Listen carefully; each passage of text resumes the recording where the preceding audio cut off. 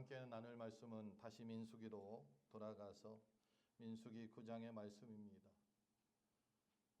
앞에서 우리가 이미 민수기에 대해서 많이 나누었고 또 앞으로 나눌 말씀이 있는데 한번 여러분 곰곰이 눈을 감으셔도 되고 제가 이야기하는 것을 한번 상상해 보시기 바랍니다.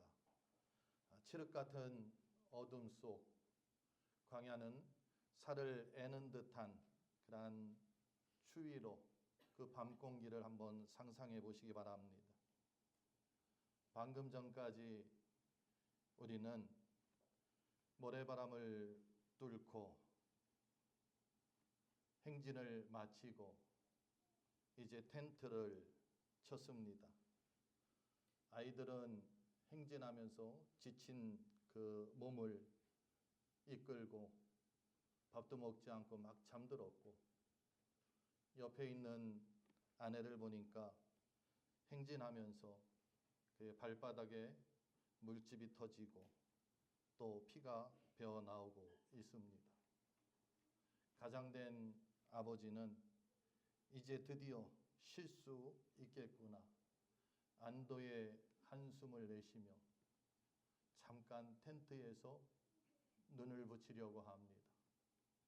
그 순간 텐트 밖에서 긴박한 여러 음성들이 들립니다. 그러는 가운데에 이와 같은 소리가 들립니다. 구름이 움직인다. 다시 짐을 싸라.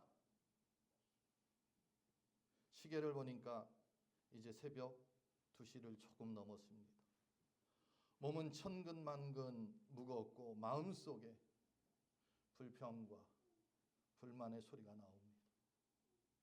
아니 이곳에 도착한 지 얼마나 됐다고 또 가라는 거야. 이럴 거면 왜 이곳에 멈춰 주셨지?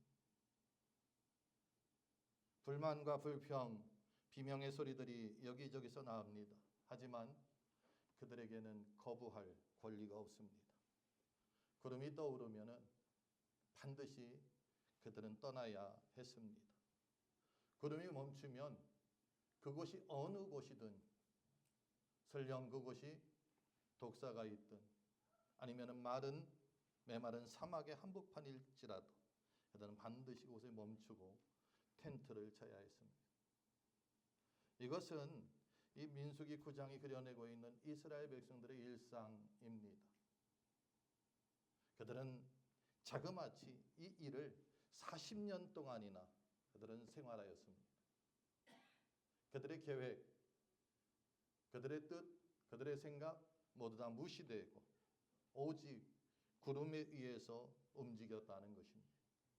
이 불확실성 속에 이스라엘 백성들은 40년이라는 시간을 온몸으로 그것을 막아내면서 지내야 했다는 것입니다. 여러분, 현대인들이 가장 힘들어하는 그런 고통이 무엇인지 아십니까? 그것은 미래에 대한 불확실성이라는 것입니다. 한 통계에 의하면 현대인의 70%는 이 미래에 대한 불확실성 때문에 불안과 초조 그리고 공황을 느낀다고 합니다. 우리도 그렇죠. 어느 곳에 가려고 합니다. 알지 못하는 곳.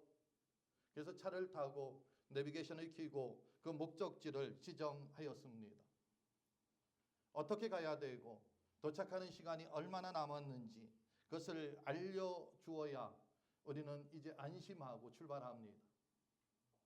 내비게이션에 아무리 우리가 목적지를 넣었다 할지라도 그 시간과 그 방향을 알려주지 않으면은 그리고 이 내비게이션이 오히려 우리에게 묻지도 말고 따지지도 말고 그냥 출발해 한다고 하면은 아마 저 같은 사람은 내비게이션을 꺼버리든지 그 차가 아닌 다른 차로 옮겨 탈 것입니다.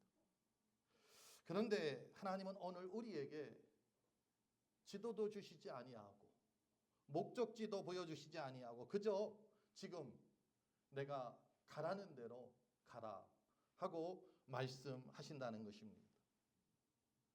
그런데 이 이스라엘의 이 광야 여정은 그렇기 때문에 이 이스라엘의 광야 여정은 철저히 그 구름에 매여 있었습니다. 22절을 보니까 이렇게 말씀하고 있습니다. 이틀이든지 한 달이든지 1년이든지 내 효율성, 내 합리성 철저히 무시된 상황이었다는 것입니다. 그러면 지금 이 상황에서 우리 자신에게 한번 이와 같은 질문을 해보아야 할 줄 압니다. 여러분은 여러분의 인생의 내비게이션을 지금 누구에게 맡기고 있습니까? 예수님. 그렇죠. 누구나가 다 우리가 이 자리에 있다고 하면 예수님이라고 말씀하실 것입니다. 근데 중요한 것이 있습니다.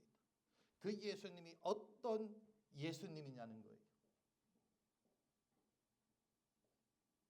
여기에 대해서 분명하게 내가 답을 내놓아야 되는데, 그 예수님은 내 계획, 내 뜻, 내 생각에 도장을 찍어주고 인도해주고 안내해주는 비서로서의 예수님이냐, 아니면은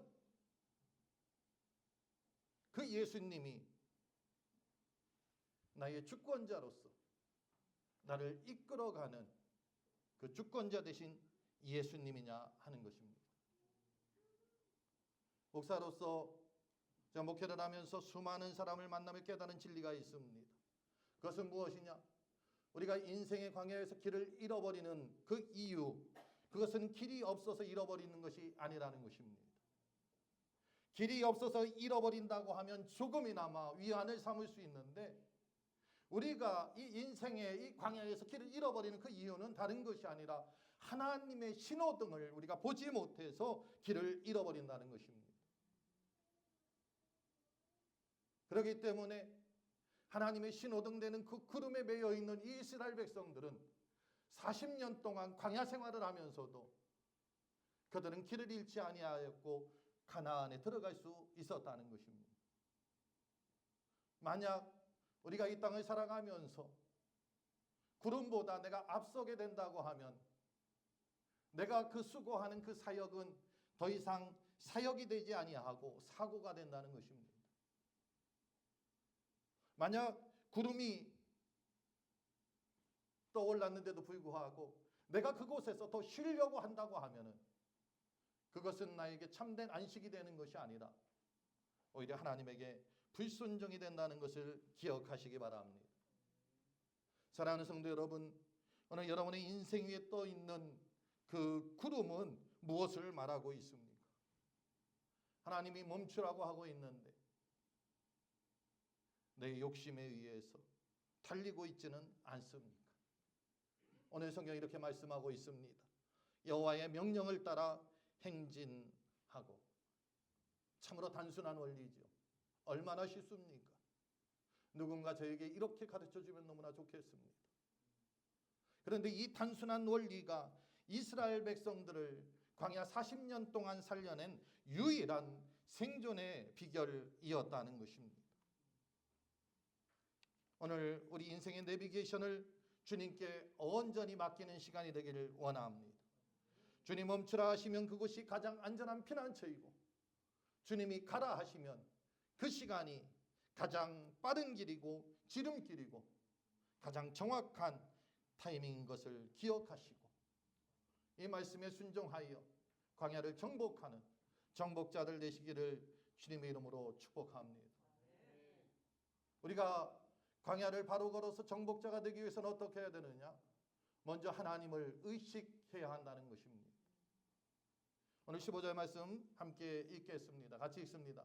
성막을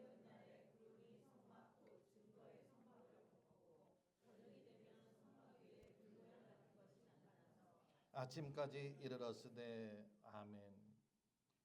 출애굽한 이스라엘 백성들이 예배드리는 그 처소인 성막이 완성된 날을 지금 이야기하고 있습니다.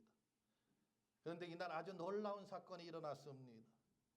그것은 무엇이냐? 그동안 이 이스라엘 백성들이 모세를 통하여서 간접적으로 경험하고 믿음의 조상 아브라함을 통하여서 전해져 내려오던 그 하나님의 영광을 그들이 눈으로 보기 시작한 것입니다. 그것은 무엇이냐? 성막 위에 있는 구름, 그 구름의 모습으로 하나님이 내려오셨다는 것입니다. 임재하셨다는 것입니다. 이때는 이스라엘 백성들이 가나안을 향해 본격적으로 행진을 시작하려던 바로 그때였습니다. 모두가 앞날에 대한 불안감으로 가득 찬 그때였습니다. 그런데 하나님께서 그들의 눈으로 지금 보여지고 있는 것입니다. 그러면서 말씀하고 있죠. 뭐라고 말씀할까요? 걱정하지 마라. 지금 바로 여기에 내가 너와 함께 있다. 아멘. 우리 하나님이 지금 바로 여기에 나와 함께 있을 때에 우리는 두려워할 필요가 없습니다. 이것을 신학적으로 쉐키나라고 부릅니다. 하나님이 저 먼 하늘에만 있는 것이 아니라는 것입니다. 그 하나님은 저 멀리서 우리를 만드시고 우리에게 이렇게 하라 저렇게 하라 명령하시고 우리가 그 명령에 순종했을 때에 아 잘했다 칭찬하고 복을 주고 순종하지 않았을 때 잘못했다 징계하고 벌을 주고 그러는 하나님이 아니시고 이 하나님은 우리 삶의 현장에 나와 함께 하시는 하나님이라고 지금 말씀하고 있다는 것입니다. 내가 힘든 여정, 이 고단한 여정을 걸을 때에 주님이 나의 앞서서 지금 나를 인도하고 계십니다. 내가 텐트 치고 머무는 그 시간에 주님께서는 우리와 나와 함께 하자 하면서 그 자리에 함께 하시는 주님이라는 것입니다. 그러므로 이 쉐키나의 하나님은 우리를 그 하나님께서 얼마나 사랑하시는지 보여주는 가장 따뜻하고 강력한 증거라고 할 수가 있습니다. 우리가 알다시피 이 광야의 환경은 너무나 가혹하지요. 낮에는 뜨겁습니다. 낮에는 모든 것이 타들어가는 듯 떼약볕이 그곳을 비치고 있습니다. 뿐만 아닙니다. 이렇게 뜨거웠던 이 광야가 어둠이 깔리기 시작하면은 온도는 급격히 떨어지고 저 깊은 한밤중에는 오히려 영하까지 내려가는 것을 보게 됩니다. 이러한 환경 속에서 구름은 우리에게 두 가지 역할을 가져다 줍니다. 낮에는 뜨거운 열기를 막아주는 그런 양산과 같은 역할을 하죠. 밤에는 얼어붙은 몸을 녹여주는 온돌처럼 따뜻함을 전해준다는 것입니다. 하나님은 우리의 머릿속에만 있는 분이 아니고 저 하늘 높이 우리를 지켜보시고 계시는 분이 아니고 그 하나님은 뜨겁고 힘겨운 그러한 날 속에서 차갑고 어두운 또 외로운 날 속에서도 우리를 실질적으로 보호해 주시는 보호하시는 하나님이신 것을 믿으시기를 바랍니다. 이 구름의 은혜가 가장 완벽하게 완성된 것은 예수 그리스도를 통하여서 완성되었습니다. 요한 사도는 요한복음 1장 14절을 통하여서 이렇게 말씀하고 있습니다. 우리 같이 읽습니다. 말씀이 육신이 되어 우리 가운데 거하심에 아멘. 말씀이 육신이 되어 우리 가운데 거하심에 예수님은 우리와 함께 하시기 위하여 직접 이 땅에 내려오셨습니다. 이 땅의 장막 위에 내려오셨고 그 장막 가운데 우리와 함께 하신다는 것입니다. 그 예수님이 십자가를 지시고 부활하시고 승천하시기 전에 내가 나를 대신하여 너희에게 성령을 보내줄 것이다. 보혜사 성령을 보내주리라 말씀하셨다는 거예요. 이 말씀은 무엇이냐? 이제 더 이상 우리는 구름을 보고 구름을 따라다닐 필요가 없다는 것입니다. 내 안에 계신 그 성령, 나와 함께 하시는 그 성령이 나의 영원한 구름이 되어 주신다는 말씀입니다. 주님은 십자가로 우리 인생의 죄악의 열기를 덮어 주셨습니다. 죽음이라는 그 공포의 그 차가운 그러한 밤들을 부활이라는 따뜻한 빛으로 환하게 비춰 주셨다는 것입니다. 그러므로 내 안에 계신 그 성령, 그 하나님의 임재는 무엇이냐? 우리에게 하나님을 의식하며 살라는 것입니다. 하나님을 의식하며 사시는 저와 여러분 되기를 주의 이름으로 축복합니다. 어떤 심리학 통계를 보니까 인간이 하루 동안 90%의 생각, 100%의 생각 중에 90%는 무엇이냐? 자기만 생각한다는 거예요. 내 계획, 내 생각, 그리고 내가 아픔, 나의 슬픔, 내 앞에 닥쳐있는 장애물. 우리가 하나님을 의식할 시간이 없다는 것입니다. 내 생각에 매몰되어 있다 보니까 금방 지쳐서 쓰러지게 된다는 것입니다. 19세기 아프리카 선교사였던 데이빗 리빙스턴은 그 선교하는 가운데에 사자에게 물려서 팔이 끊어져 나가는 그러한 고통을 겪은 적이 있다고 합니다. 선교를 하면서 이와 같은 어려움이 있으면 두려움이 닥치기 마련이죠. 그때 그는 하나님의 말씀을 읽으면서 주님의 음성을 들었는데, 내가 세상 끝날까지 너와 항상 함께 하리라.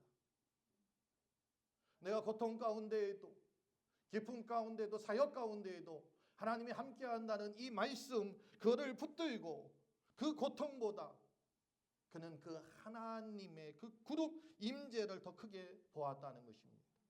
결국 그는 이 아프리카의 사역을 끝까지 완주할 수 있었고, 오늘날 많은 선교사들, 선교사 지망생들의 본이 되었던 것을 우리는 알 수가 있습니다. 사랑하는 성도 여러분, 지금 여러분의 직장과 가정이 사막처럼 척박합니까? 그렇다고 하면 그 상황이 변하기를 기다리지 마십시오. 이미 그 상황 속에 구름으로 와 계신 저와 여러분, 나의 그 하나님을 의식하시기 바랍니다. 내 문제라고 하는 그 문제의 떼약볕 아래서 뜨겁다고, 힘들다고, 어렵다고 고통받고 있지 말고, 이미 구름으로 와 계신 그 하나님의 구름으로 그 임재의 그늘 아래 피하는 저와 여러분이 될 때에 우리는 이 광야에서 넘어지지 아니하고 지치지 않고 완주하며 승리하게 될 줄 믿습니다. 우리가 이 광야에서 승리하기 위해서는 이제 두 번째로 하나님의 속도에 우리의 속도를 맞춰야 한다는 것입니다. 17절 말씀 같이 읽습니다. 구름이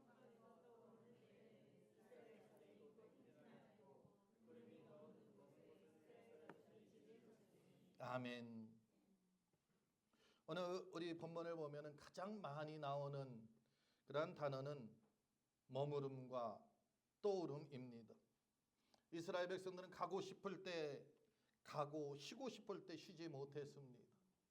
그들은 오직 구름이 움직여야 함께 움직였다는 것입니다. 구름이 멈추면 그곳이 축축한 그러한 바닥이든 메마른 모래사막이든 그곳에 그들은 텐트를 쳐야 했습니다. 그런데 이 시간이 언제까지 모른다는 단점이 또 있습니다. 오늘 본문을 보니까 어떠한 때는 구름이 이틀을 머물기도 하였고, 어떠한 때는 한 달, 어떠한 때는 1년을 넘게 멈춰 있었다는 것입니다. 서론에서 말씀드린 대로 인간의 효율성이나 합리성, 그것은 전혀 필요 없습니다. 어찌 보면 이와 같은 주님의 인도는 우리 인간이 갖고 있는 그 합리성, 그 효율성을 깨트리는 훈련이었다는 것입니다. 사막에서 1년을 머무른다는 것은 너무 답답한 일입니다. 하루 이틀 만에 다시 움직인다는 것은 너무 고된 일입니다. 그러나 하나님은 우리 인간의 컨디션이나 인간의 판단을 따른 것이 아니라 하나님의 주권적인 뜻에 의해서 움직였다는 것을 우리는 기억해야 될 줄 믿습니다. 그러므로 하나님의 자녀된 사랑하는 성도 여러분, 여러분의 삶을 하나님의 리듬에 맞추어서 순종하시기를 주의 이름으로 축복합니다. 바로 그 길이 사는 길이고 그 길이 승리하는 길입니다. 바로 이렇게 자신을 내려놓고 자신의 고집을 꺾고 나아가는 것이 하나님 기뻐하시는 길이라는 것입니다. 이 광야 여정, 이 광야를 걷는 것, 단순한 길을 걷는 것이 아니죠. 그것은 자기 자신을 내려놓는 훈련입니다. 앞에서도 말씀드렸지만 이제 막 짐을 풀어놓고 텐트를 쳤습니다. 아이들을 재웠습니다. 내 아내는 그 여린 살로 인하여서 지금 더 이상 걸을 수 없는 그러한 지경입니다.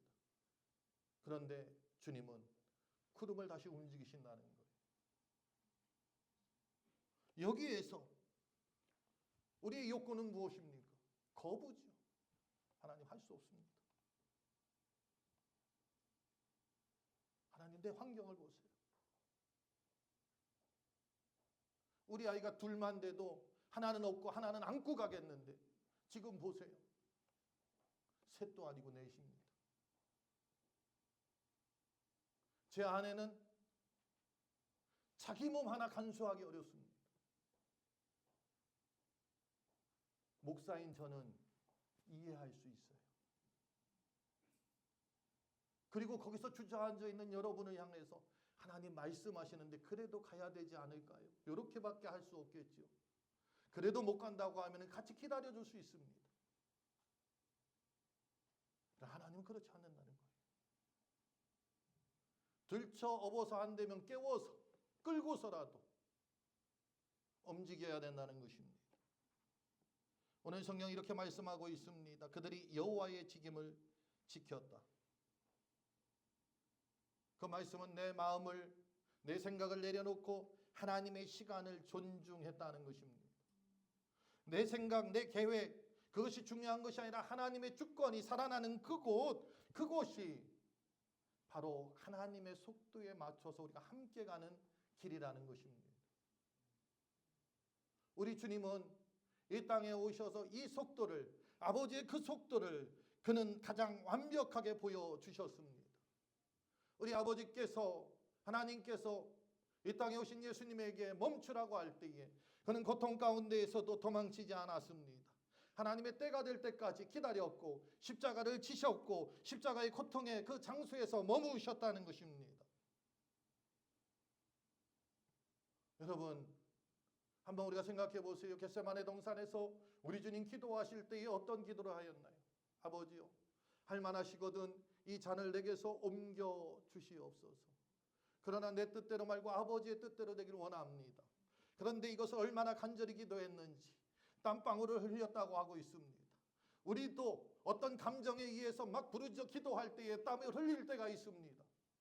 그런데 땀방울로 그친 것이 아니라 주님의 그 간절한 기도는 그 땀방울이 핏방울이 될 때까지, 그러나 그럼에도 불구하고 아버지 하나님께서 멈추라고 하니까 그곳에 멈춰 있었다는 거예요.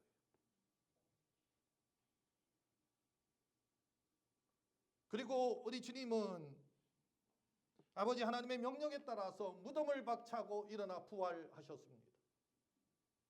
이 땅의 제자들이 완전하지 아니하였습니다. 예수님이 십자가를 지는 거 보고 그들은 흩어졌습니다.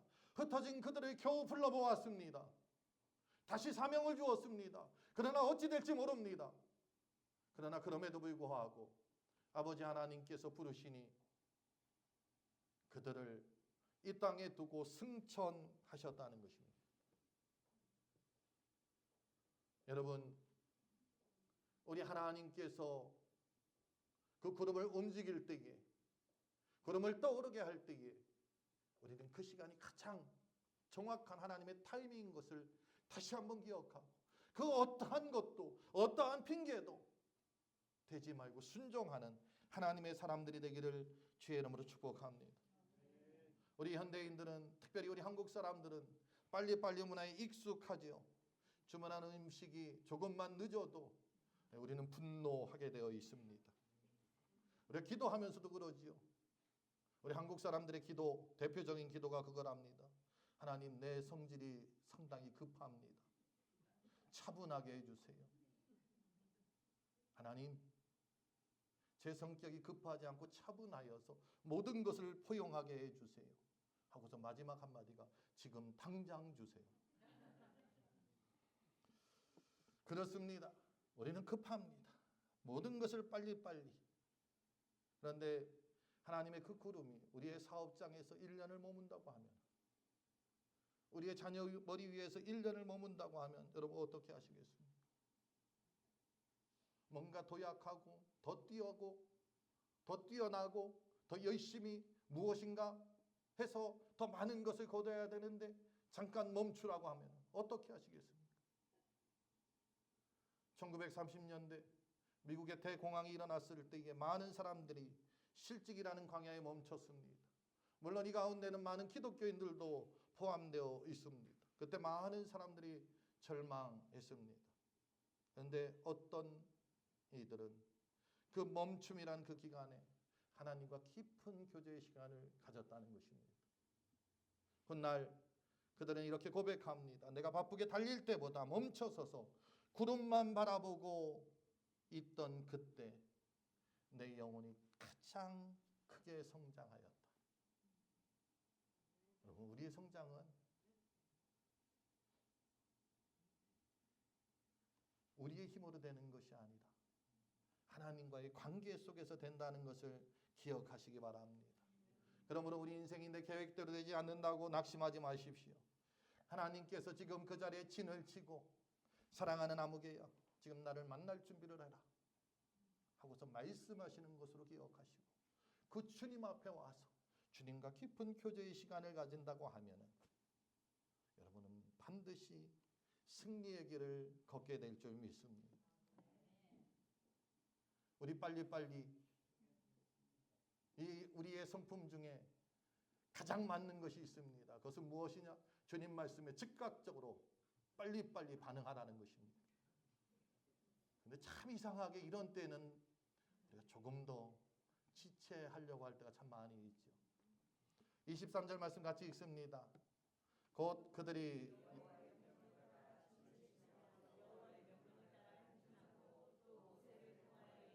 여호와의 명령을 따라 여호와의 직임을 지켰더라. 아멘. 이 말씀은 오늘 본문의 결론이자 요약이라고 할 수 있습니다. 이 짧은 구절에 보면 여호와의 명령을 따라라는 말씀이 3번이나 반복되어 나타납니다. 광야에 살아남는 그 비결, 다른 것에 있지 않다는 것입니다. 인간의 지혜에 있지 않습니다. 힘에 있지 않습니다. 군사력에 있지 않습니다. 그것은 여호와의 명령에 있다는 거예요. 그런데 그 명령에 따라, 이게 중요합니다. 주님의 명령이 있는데 따라 명령에 순종했다는 거죠. 즉각적으로 그 명령에 순종할 때에 어떻게 반응하느냐에 따라서 우리의 성패가 결정된다는 것입니다. 보세요. 이스라엘 백성들은 그 구름이 떠오르면 같이 움직였고 구름이 멈추면은 그곳에서 텐트를 쳤는데 이 텐트를 어떻게 쳤습니까? 중앙에 성막을 치고 그리고 그 중앙을 향하여서 이스라엘 12지파가 사방에서 성막을 향하여서 텐트를 쳤다는 것입니다. 잠을 자고 아침에 일어나 눈을 뜨고 바깥에 문을 열고 나오면은 성막이 보입니다. 성막 위에 구름이 보인다는 것입니다. 하나님을 중심으로 했다는 것입니다. 나 혼자만 승리해서 가는 것이 아니라 공동체가, 교회가 전체가 한마음이 되어서 말씀에 따라 움직일 때에 우리는 승리할 수 있다는 것입니다. 이스라엘 백성들은 이것이 하나님이 주신 권고가 아니라 그들이 광야에서 살아날 수 있는 그들의 생명이 걸린 그러한 실존적인 그러한 문제로 그들이 가졌기 때문에 온전히 순종하였습니다. 마찬가지입니다. 우리의 삶이 광야입니다. 우리는 21세기 이 땅, 지금 이 세상, 현대인으로 우리가 살아가고 있는 이 땅이 광야의 삶입니다. 이 땅에서도 우리는 하나님을 중심으로 하나님을 바라보고 살아가야 한다는 것입니다. 그럴 때에 주님께서 때가 되면은 우리를 가나안으로 인도하신다는 것입니다. 마태복음 7장에 보니까 나더러 주여 주여 하는 자마다 다 천국에 들어갈 것이 아니요 내 아버지의 뜻대로 행하는 자라야 천국에 들어갈 것이니라 하고서 말씀하고 있습니다. 이 말씀은 무엇입니까? 기록된 말씀, 그 하나님의 말씀, 그 말씀을 내 삶 가운데에 진짜로 살아내라는 것입니다. 알고 있는 것에 그치지 말라는 것입니다. 알려고 노력하고 공부하는 것에 그치지 말라는 것입니다. 살아내라는 것입니다. 사랑하는 성도 여러분, 그렇지 않나요? 우리가 벌을 받을까 봐 하나님의 말씀을 우리가 따르고 순종하고 있나요? 그게 아니잖아요. 우리 구주 예수 그리스도께서 십자가에서 나의 죄를 다 갚아주시고 나를 속량하시고 부활의 첫 열매가 되어서 내가 새롭게 부활할 소망을 주셨고 승천하셔서 하나님 우편에서 오늘도 나를 위하여서 기도하시고 간구하시는 그 예수 그리스도의 그 사랑, 아버지 하나님께서 나를 구원하기 위하여 독생자 예수 그리스도를 이 땅에 보내주신 그 사랑에 감격하고 그 은혜에 감사하여서 우리가 말씀을 따르는 자녀가 되었다는 것입니다. 두려워하고 무서워하여서 순종하는 노예가 아니라 하나님의 자녀의 삶을 주셨다는 것입니다.